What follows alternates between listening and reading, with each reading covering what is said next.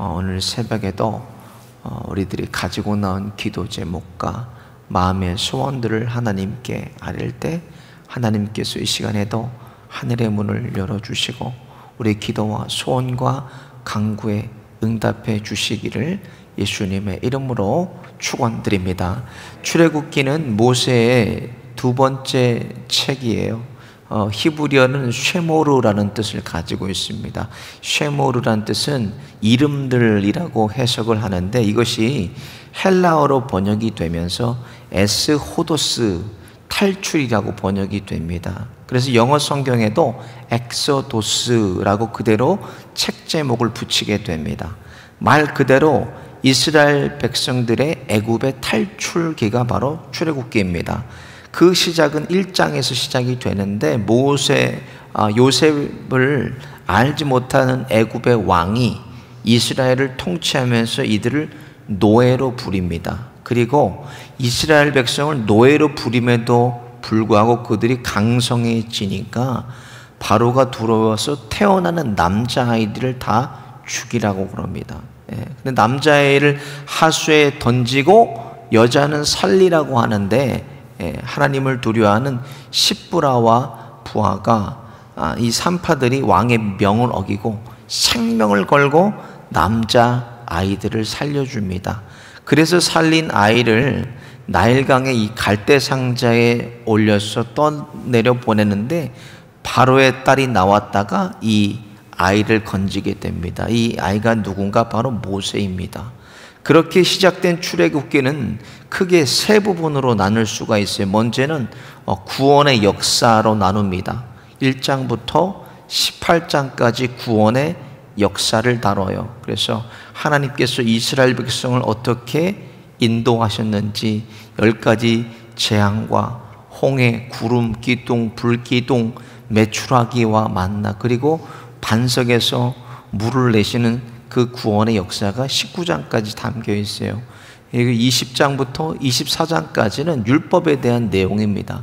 하나님께 모세가 시내산에 올라가서 율법을 받아요. 십계명을 받아요. 하나님과 우리와 지켜야 될 법 그리고 사회법을 받습니다. 사람과 사람 사이에 지켜야 될 율법을 하나님께 받게 됩니다. 그리고 이것은 무엇을 얘기를 하는가? 신정 국가를 세운 것을 얘기해요. 하나님께서 다스리시고 통치하시는 나라 이스라엘을 세우시고 그리고 누구를 택하신 하나님의 백성들을 성민으로 택하시는 이야기가 이 두 번째 부분으로 나눕니다. 이 율법에 대한 얘기. 그리고 세 번째로는 하나님께서 성막에 대한 것을 기록하게 하시고 만들게 하십니다. 24장부터 마지막 40장까지는 무엇인가? 결국 성막에 대한 얘기예요. 성막. 하나님께서 친히 명하시고 백성들은 그것에 순종해서 성막을 세우고 하나님께서 성막에서 백성들을 만나주시고 성막으로 백성들을 초대하십니다. 그런데 아주 중요한 전환점을 맞은 게 언젠가 32장에 뭐예요? 금송아지 사건입니다. 금송아지. 출애굽 이후에 불평하고 맨날 불만을 토로하고 하나님을 원망함에도 불구하고 이스라엘 백성이 잘 따라왔어요. 그런데 모세가 하나님으로부터 시내산에 올라가서 돌판이지 언약의 돌판을 받으러 올라가는데 그것이 더뎌지니까 백성들이 기다리지 못하고 가지고 나온 금부치들을 녹여가지고 금송아지 만듭니다. 그리고 이것이 우리를 애굽에서 인도해냈다고 그리고 거기서 춤추고 먹고 뛰놀면서 거기서 그것을 예배해요. 그것을 보고 모세가 분을 이기지 못하고 가지고 있던 돌판을 던져서 깨뜨려 버립니다. 이것 때문에 모세가 가나안에 못 들어갔다라는 신학자들도 있지만 성경에 기록된 모세가 가나안에 들어가지 못한 이유는 민수기 20장에 기록이 되어 있습니다. 민수기 20장에 보면 물이 없다고 원망하고 불평하는 백성들을 향해서 하나님께서 뭐라고는 명해서 돌에서 물을 내게 하라 이렇게 얘기하는데 20장 10절에 보면 모세가 지팡이로 활을 이기지 못하고 반석을 2번 두들깁니다. 그 손을 들어 그 지팡이로 반석을 2번 치매 물이 많이 솟아나므로 회중과 그들의 짐승이 마시니라 그랬어요. 하나님께서 명해서 물을 내라 그러면 명해야 되는데, 순종해야 되는데, 모세가 분을 이기지 못하고 뭐라 그러나 내가 너희에게 물을 내랴 그러고 지팡이로 두둑입니다. 예. 뭐예요? 주어가 바뀌었다는 거예요. 하나님이 앞서 행하시고 하나님이 이스라엘 백성을 인도하심에도 불구하고 자기가 분을 이기지 못하니까 내가 너에게 물을 내려 하고 지팡이로 두 번 두들겨서 반석에서 물을 냅니다. 마찬가지로 32장에 하나님께서 손수 새겨주신 언약의 돌판도 이 모세가 분을 다스리지 못하고 그것을 던져서 깨뜨려 버렸습니다. 예. 오늘 본문 하나님께서 다시 이 언약의 돌판을 새겨주시기 위해서 모세를 시내산에 부르시는 말씀이에요. 하나님께서 직접 언약의 말씀을 우리 모세가 받는 거예요. 우리는 항상 실수하고 넘어집니다. 그랬는데 하나님은 결코 실수하지 않으시고 하나님은 결코 후회하지를 않으세요. 우리는 실수하고 넘어지고 깨지고 범죄한 우리를 하나님께서 무엇을 통해서 회복시키시고 살리시고 우리를 세우시는가? 오늘 본문 말씀 보니까 먼저 말씀을 받을 준비를 하라고 그러세요. 1절 보니까 여호와께서 모세에게 이르시되 너는 돌판 둘을 처음 것과 같이 깎아 만들라. 내가 깨뜨린 바 처음 판에 있던 말을 내가 그 판에 쓰리니, 그렇게 기록이 되어 있어요. 처음 돌판은 모세가 금송아지를 만들어 춤추고 뛰놀고 먹고 마시는 것을 보고 던져서 깨뜨려 버립니다. 그래서 하나님께서 처음과 같은 돌판을 이제는 모세 보고 만들려고 그래요. 첫 번째는 하나님께서 만들어 주신 거예요. 하나님께서 새겨 주셨는데 이제는 모세 보고 만들어서 올라오라 그럽니다. 그리고 말씀을 받을 준비하라고 말씀하세요. 우리가 우리 마음을 뭐라고 비유하나? 밭으로 비유합니다. 예수님께서 말씀하신 씨 뿌리는 비유도 마찬가지예요. 우리 마음밭이 옥토가 되면 어떠한 말씀을 받든지 우리 마음밭에 심기어지면 그것이 30배, 60배, 100배의 열매가 맺혀지는 것입니다. 그래서 우리 마음이 옥토가 되는 것이 중요합니다. 옥토만 되면 어떤 말씀을 심어도 하나님의 말씀이 들어가기만 하면 우리 안에 열매를 맺어가는 것입니다. 모세가 시내산에 올라가서 말씀을 받았듯이 우리 교회에 나와서 우리는 하나님의 말씀을 받습니다. 말씀을 받기 전에 준비할 것이 두 가지예요. 뭐를 준비해야 되나? 우리 마음을 거룩하고 정결하게 준비해야 돼요. 그러니까 무슨 말인가? 이거는 비워야 우리가 하나님의 말씀을 채울 수 있다는 거예요. 결국 우리를 살리고 회복시키고 세우는 것은 거룩함과 정결한 마음입니다. 이것을 무엇인가? 하나님의 성품이에요. 말씀이 하나님이시기 때문에 하나님의 말씀이 우리 안에 심기어져서 열매 맺기 위해서는 우리 마음을 거룩하고 정결하게 씻어야 됩니다. 그 씻는 것이 무엇인가? 예수의 보혈밖에 없어요. 예수님의 보혈로 그것을 씻겨서 거룩하고 정결하게 하는 것입니다. 예수님의 보혈만이 우리를 거룩하고 정결하고 흠없게 씻기실 수 있는 것입니다. 그래서 보혈을 의지하고 오늘 이 새벽에도 우리가 나온 거예요. 모세가 두 돌판을 준비하여 하나님 앞에 올라간 것처럼 예수님의 보혈로 우리 개인과 가정과 일터와 우리 실로암 교회를 씻겨서 거룩하고 정결하게 하실 것입니다. 히브리서 9장 22절에 보면 율법을 쫓아 거의 모든 물건이 피로써 정결케 되나니 피 흘림이 없은즉 죄사함이 없느니라 그러셨어요. 하나님의 성전에 나올 때마다 그리스도의 보혈로 우리 죄악과 허물과 저주가 다 씻겨 거룩하고 흠이 없는 옥토 같은 마음밭으로 준비되시기를 예수님의 이름으로 축원드립니다. 두 번째로 새벽에 하나님께서 우리를 만나시겠다고 약속하셨어요. 2절에 보니까 아침 전에 예비하고 아침에 시내산에 올라와 산꼭대기에서 내게 보이되 4절을 보니까 모세가 돌판 둘을 처음과 같이 깎아 만들고 아침에 일찍이 일어나 그 두 돌판을 손에 들고 여호와의 명대로 신의 산에 올라가니 이렇게 기록이 되어 있어요. 아침 일찍 새벽에 하나님께서 신의 산 꼭대기로 올라오라고 모세에게 명하셨습니다. 새벽에 뭐예요? 새벽에 내가 만나주겠다는 거예요. 무엇을 하나님께서 원하시는 거예요? 하나님은 우리에게 첫 열매를 원하십니다. 하루의 시작을 하나님께 드리라는 말씀이에요. 꽃이나 열매들도요, 밤에 준비되고 아침에 꽃을 피우고 아침에 열매를 맺는다고 합니다. 그러니까 이 새벽 시간은 축복의 시간이고 성령께서 일하시는 시간입니다. 성자라고 불리는 성 어거스틴도 10년 동안 마니교라는 플라톤 사상에 심취해 있었고 17살 때요, 한 여성을 통해서 사생아를 낳습니다. 오랜 시간 성적으로 그가 타락하고 세상의 학문에 빠져서 살았는데 하루는 옆집에서 들려오는 한 소년의 음성을 듣게 돼요. 어떤 음성을 듣나? 집어서 들고 읽어라. 집어서 들고 읽어라. 그래서 성경을 집어서 그가 펼쳤더니 어떤 말씀이 펼쳐졌나? 로마서 13장 13절부터 14절 말씀을 그가 읽기 시작합니다. 낮에와 같이 단정히 행하고 방탕과 술 취하지 말며 음란과 호색하지 말며 쟁투와 시기하지 말고 오직 주 예수 그리스도로 옷 입고 정욕을 위하여 육신의 일을 도모하지 말라. 이 말씀을 읽고 그 자리에서 그가 회심하고 돌이키게 됩니다. 그리고 고백록이라는 책을 저술해서 개혁주의 신학에 많은 영향을 끼치게 돼요. 그가 성경을 들고 펼쳐서 읽었던 것처럼 로마서 13장을 통해 알 수 있는 게 뭐예요? 밤은 사단의 시간이라는 거예요. 밤은 마귀의 시간이라는 거예요. 그래서 여러분 일찍 자야 돼요. 일찍.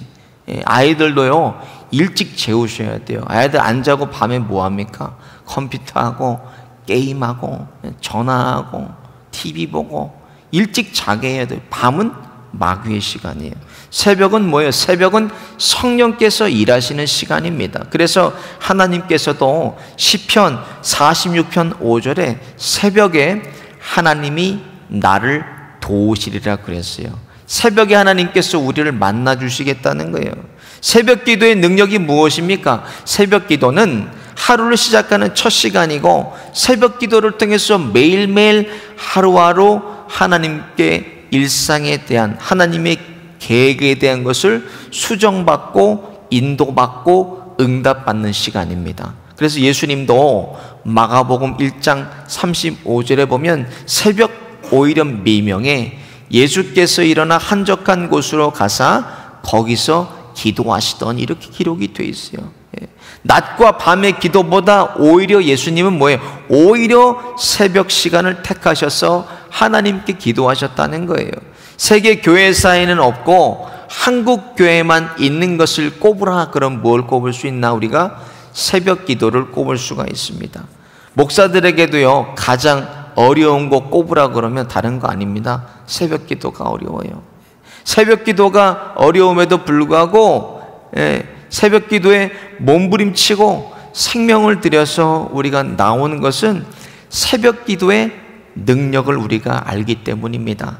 하나님께서 우리 민족을 코로나로 팬데믹에도 아직까지 들어서 복음의 촛대로 우리 민족을 쓰시는 이유가 우리 민족은 기도하는 민족이기 때문에 그렇습니다. 제가 어렸을 때만 해도요 미국에서는 아침에 새소리로 잠을 깨고 일본에서는 아침에 기계 돌리는 소리로 잠을 깨고 대한민국은 아침에 새벽기도 종소리로 잠을 깬다는 얘기가 있었어요. 얼마 전 한국의 대표적인 건강한 교회 한 목사님의 설교를 들어보니까 코로나 팬데믹이 오면서 한국 교회가 가장 심하게 타격을 받은 것이 무엇인가 봤더니 바로 새벽재단이라는 거예요. 35%에서 기존의 40%의 새벽 기도자를 잃었다는 거 말씀하셨어요. 하루의 성공은 이 새벽이 있습니다. 하나님께서 모세에게 아침에 산에 올라오라고 말씀하신 것은 새벽을 통해서 하나님께서 우리 개인들을 만나주시고 우리 가정을 회복시켜 주시고 우리 교회를 하나님께서 든든하게 세우시겠다는 약속입니다. 오늘 이 새벽에도 하나님께 나와 기도하고 소원하는 모든 일들이 하나님의 세밀한 관섭하심 위에 그대로 다 응답되어지시기를 예수님의 이름으로 축원드립니다. 세 번째로 내가 여호와인 줄 알리라 이렇게 말씀하셨어요. 6절 보니까 여호와께서 그의 앞으로 지나시며 반포하시되 여호와로다 여호와로다 자비롭고 은혜롭고 노하기를 더디하고 인자와 진실이 많은 하나님이로다 이렇게 기록이 되어 있어요. 여호와는 야훼라는 뜻은 스스로 있는 자라는 뜻이에요. I am who I am입니다. 유대인들은 이 야훼라는 이름을요 함부로 부르지를 않았어요. 이 야훼라는 이 단어가 나오게 되면 다른 단어 아도나이 이렇게 다른 단어를 쓰거나 속으로 야훼라고 읽었습니다. 그리고 넘어갔어요. 성경에 야훼라는 날만 나오면 이 서기관들도 성경책을 쓰다가도 야훼라는 얘기가 나오면은 가서 목욕을 재개하고 붓을 빨고 새 잉크를 통해서 다시 야훼라고 기록을 합니다. 하나님의 이름을 망령되이 일컫지 않고 두렵고 떨리는 마음으로 하나님의 말씀을 그들이 대했다는 것입니다. 말씀이 곧 하나님이시기 때문에 하나님 앞에 섰다는 것은 우리가 곧 말씀 앞에 서 있다는 것과 같습니다.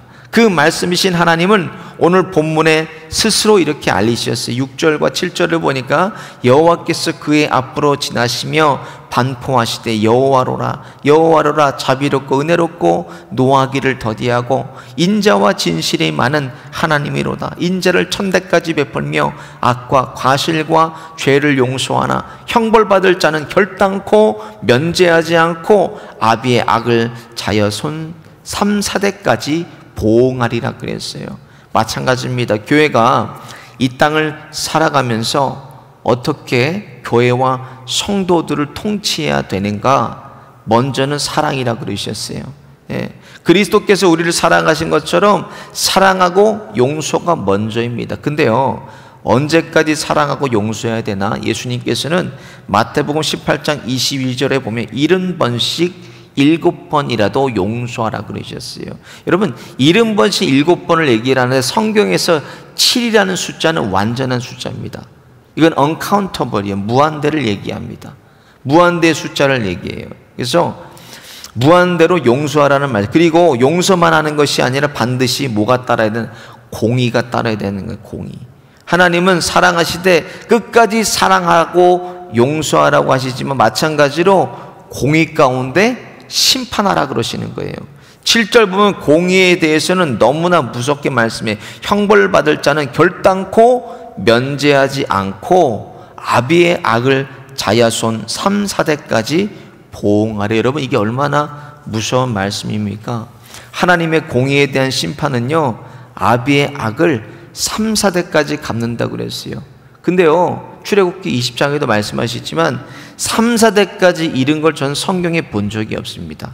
하나님이 저주하시면 그 대 다 끝나버려요.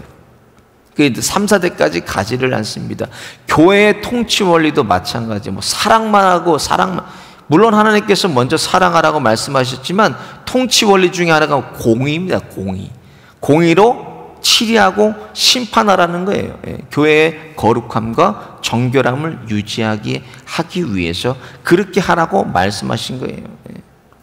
먼저는 사랑 그리고 공의로 우리가 교회를 통치해야 된다는 것입니다. 사랑과 용서만 한다고 교회의 거룩함과 질서가 다 깨져버려요. 무조건 사랑해야 되죠. 그렇지만 교회의 가장 중요한 원리 중에 하나도 공의의 하나님이라는 거예요.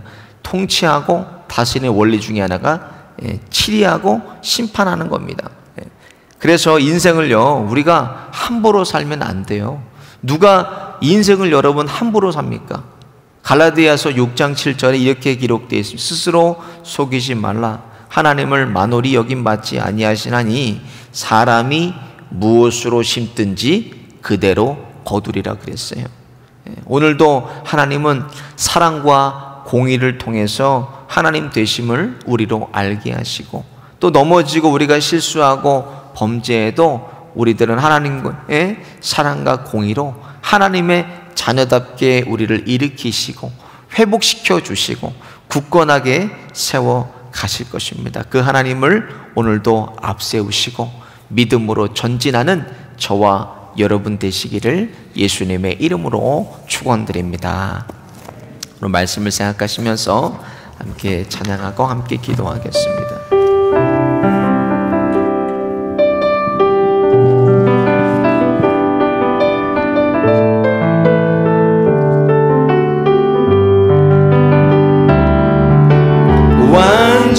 완전하신 나의 주, 의의 길로 날 인도하소서. 행하신 모든 일 주님의 영광 다 경배합니다. 예배합니다. 찬양합니다. 주님만 날 다스리소서. 예배합니다. 찬양합니다. 주님 홀로 높임 받으소서. 완전하신 나의 주, 완전하신 나의 주, 의의 길로 날 인도하소서. 행하신 모든 일 주님의 영광 다 경배합니다.